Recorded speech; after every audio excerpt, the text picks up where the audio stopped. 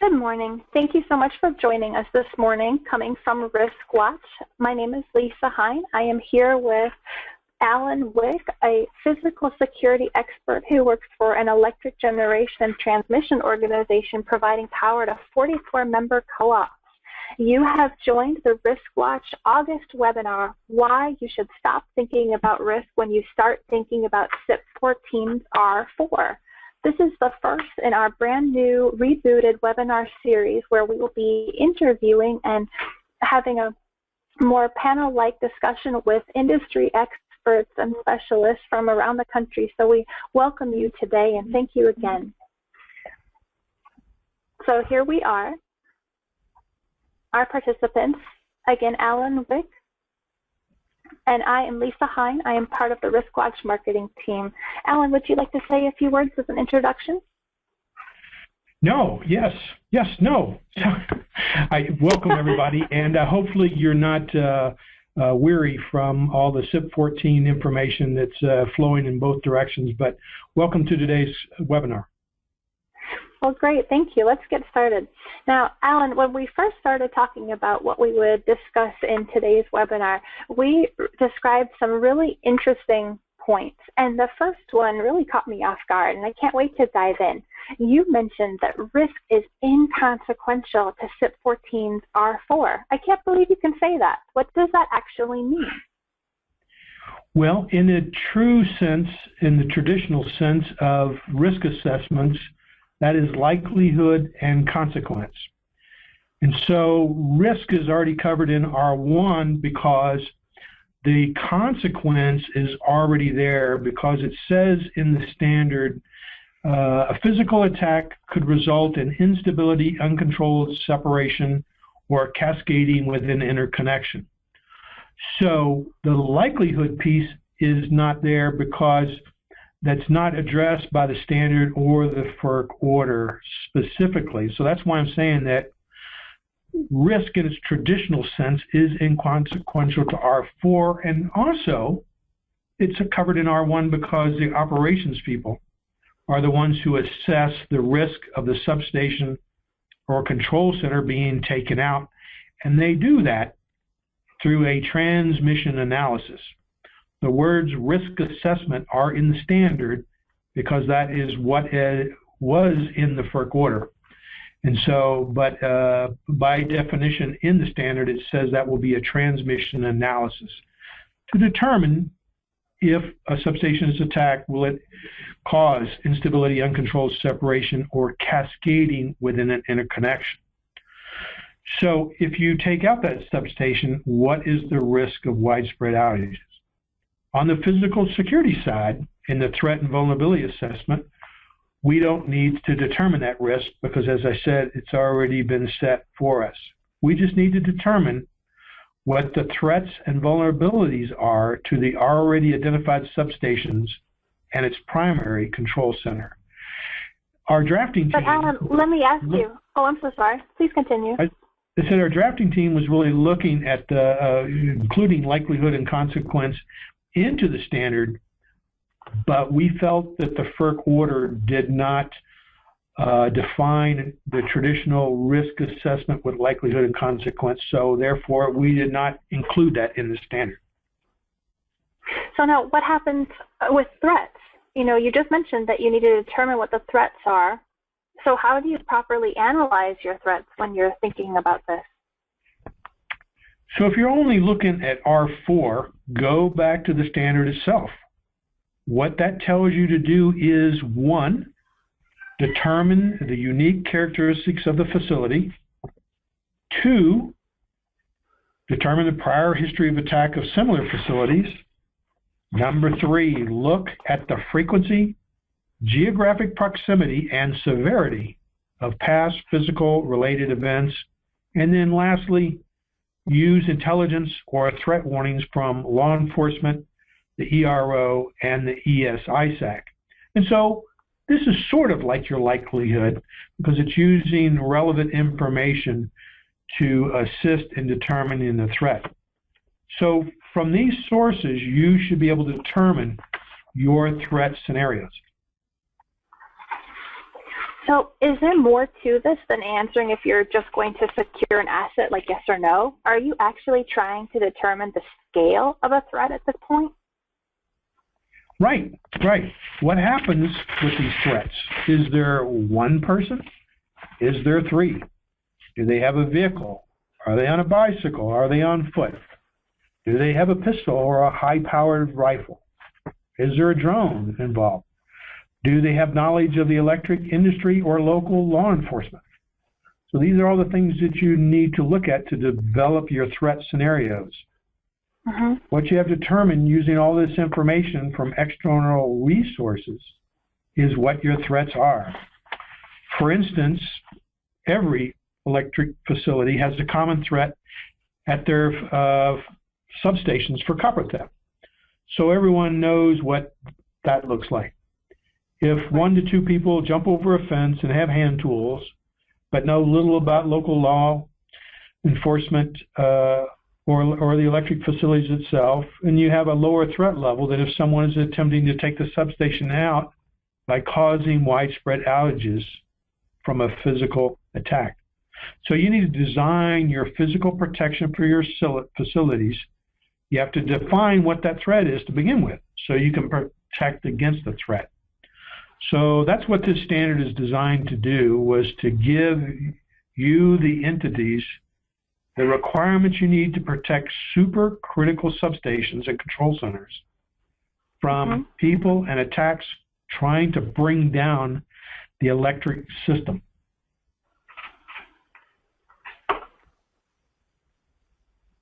So if you can't fix threats, you really can only fix vulnerabilities, is that right? Well, mostly yes. Threat is someone or something that could cause damage. And a vulnerability is a weakness or gap that a threat has the potential to exploit. So, according to CIP-014, it says to identify and protect transmission stations and transmission substations and their associated primary control centers that, if rendered inoperable or damaged as a result of a physical attack, could result in instability, uncontrolled separation, or cascading with an interconnection. So yes, some people think the mitigation strategies are directly based on a threat, but in reality, recommendations should be tied to a specific vulnerability. Meaning, if you have identified a threat, but you don't have a vulnerability to the threat, then there's no other activity warranted. So a case in point would be that if you have a vehicle-borne IED and you have an outer fence that's well protected, and then you have a free zone in between, and then you have a 10-foot high brick wall that's 10 feet thick. Of course, I'm exaggerating, but 10 feet thick, you don't have a vulnerability to a vehicle-borne IED. So that's how you decide what your mitigation strategies are, is that if you have a threat and you have a vulnerability.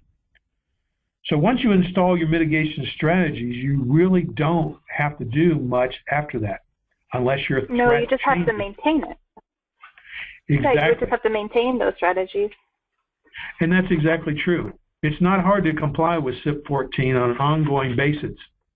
It's just going to cost quite a bit of money for implementation. And so some organizations are doing what's required by the standard, but others are taking an all-hazards approach. So how does that get decided, if you're doing the standard or if you're going above and beyond? Well, senior management is the best place for that. So they're going to have to make the decision if they're going to protect those critical substations just against physical attacks to the letter of the standard, or are they going to use some other strategy as well, such as defense against geomagnetic disturbances, or drones, or electromagnetic pulse, or even severe weather. So, I mean, they really have a lot of flexibility. In fact, the way that R4 is worded, each entity has maximum flexibility to determine their individual threats and their individual threat level, even in the face of all of these other kinds of possible physical attacks. And that is correct. The standard drafting team, when we were looking at the standard, we took the FERC order and we wanted to make sure that we addressed each of the issues in the FERC order, but still allowing that maximum flexibility for the entities to determine their threats and their threat levels. So as an example, a substation in New York City is at a greater risk than one in Iowa. In New York City, terrorists are highly motivated, and that's a high target area for terrorists that we've seen in the past. And so they're at a greater risk. And that should be part of the threat basis. But in Iowa, terrorists may not be the threat. So each entity is able to design their own threat scenarios using the requirements in R4. So this could be good and it could be bad for the industry, because you may decide the only threat would be copper theft, but in reality it might be higher, such as someone with a high-powered weapon, taking out one of your transformers. So, right. As with all the standards, it's my personal opinion, FERC at some point will probably mandate some type of common threat basis in the future. So that leads us, I think, to our second point, because there is something that security executives can do in between, isn't there? You mentioned that we can anticipate new guidance coming to North American assets. Do you want to tell us a little bit about that?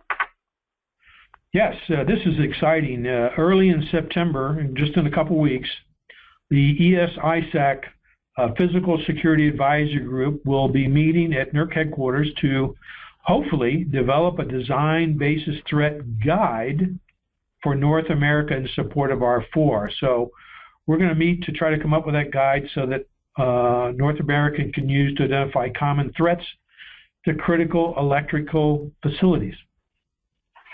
So tell me more about the ESISAC and this working group. How did it come to exist? Well, the ESISAC is an information collection entity as part of NERC, and electric utilities are mandated to report sabotage and physical and cyber attacks that cause outages.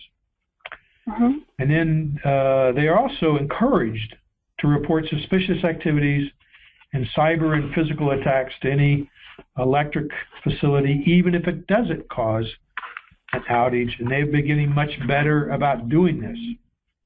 And then one of the subgroups of the ESISAC is this group that was formed in January, the Physical Security Advisory Group, and it's comprised of approximately 25 experts in the electric physical security sector, and I've been a member since its inception. Well, that sounds really exciting. So in just a few weeks, this group will convene to hopefully create some guidance on common threat scenarios. Now, Allan, is this guidance going to be available already in September? What can we expect? Well, because there's 25 of us in a room with DOE experts on design basis threat, and hopefully we'll be able to craft and complete this guidance and distribute it quickly. Oh, great. So tell me, does speed actually matter? Well, it does, because you only have 120 days to complete the requirements 4 and 5 after requirement 2 has been completed. And again, as I said, the clock starts on October 1st. That's just around the corner. So it sounds like if anyone is waiting to start, they really don't have time to wait. Exactly. By October 1st, organizations actually need to have already completed their R1 assessment. In fact, most are already assessing the facilities that will be affected, and here we are in August. And there are probably most companies that already know they have facilities falling under R4. So they should be getting moving because the clock is already ticking. No doubt. So are there resources that can help us with this project? Well, exactly. There is. The NATF earlier this year has released an R4 guidance document and as well as an R5 guidance document. And I see that on the webinar screen we have that website address. It's NATF.net at public documents. And so those are available. One's 70 pages long for the R4 one. And it has a number of checklists to use as well for a guide. And then just recently, NERC has released its R6 guidance document, and it's on their website as well. You would go to the NERC website, go to Critical Infrastructure Protection Committee, go to the Physical Security Working Group section, and under that it will be the document for that R6 guide. What's interesting is that NATF really only represents around, I don't know, 60 to 70% of the energy sector, and it's normally a closed environment, meaning that whatever documents are produced is only for the benefit of their members. But since the NERC CIP-014 worked closely with NATF, their guidance has been made available to the public for the interest of the entire sector.